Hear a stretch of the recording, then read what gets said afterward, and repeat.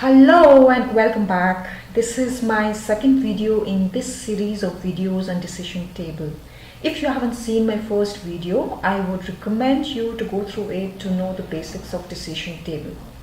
I'm also going to extend the same example that I used in the first one to dive a little deeper. The link of my first video is pasted below for your reference. Now without further ado, let's begin. For a quick recap, we took an example of a grocery store which offers discounts to its customers based on the total purchase amount and whether the customer had a membership card from the store. There were multiple conditions and the amount of discount offered was based on the true-false values of these conditions. And this was a decision table that we arrived at. We had 4 combinations possible because we just had 2 conditions that took either true or false value. Now let's add one more condition. So if you look at the last combination, the 4th one, the discount offered is 0% if the customer does not have a membership card and the purchase amount is less than 5,000 rupees. Now let's slightly tweak this condition to say that if the customer happens to be an employee of the store, then he gets a discount of 5%. The modified conditions are marked in yellow color here. So all of the conditions remain the same.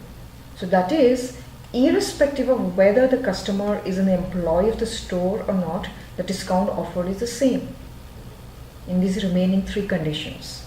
It's only when we were offering a 0% discount that now we have an additional condition that if the customer is an employee of the store, then he gets 5% and not 0% discount.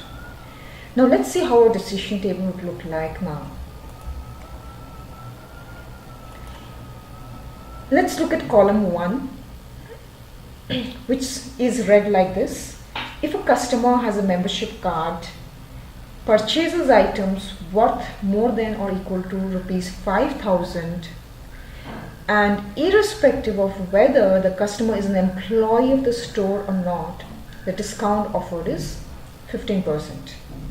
Note that I have used the term any to indicate that the value for the condition the store employee can be either true or false.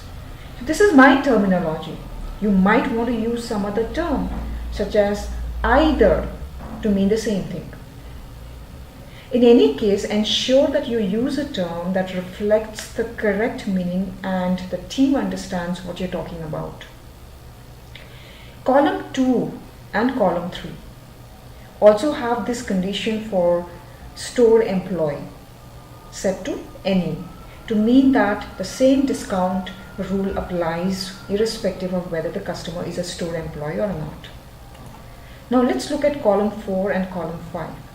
Both of them have the same value for the first 2 conditions, which is false for both of these conditions. That is, the customer does not have a membership card and his purchase amount is also less than 5,000 rupees. The 3rd condition is the differentiating factor. The 4th column says, if the customer is not an employee of the store, then he does not get any discount. The 5th column says, if the customer is an employee of the store, he gets 5% discount. Some of you might think, why not use not applicable or NA instead of saying any? I would not use not applicable in this case because it's not that the condition of whether the customer is a store employee or not does not make sense.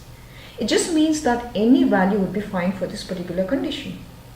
I'll show in the later video where I would use NA or not applicable for a condition.